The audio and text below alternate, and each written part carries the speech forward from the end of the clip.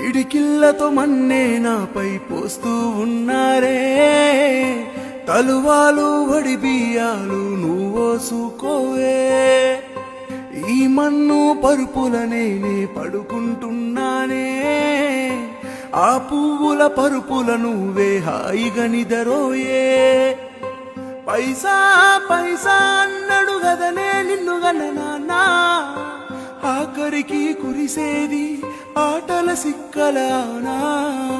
పరువు పరువు అంటూ తీస్తిరి గదనే పరుగు, పానం పోయినంక మోగేదే డప్పుల దరువు. ఉండదే నీకే హాని పిల్ల పాపాలతోని, హాయిగా బతుకేను వందేలు.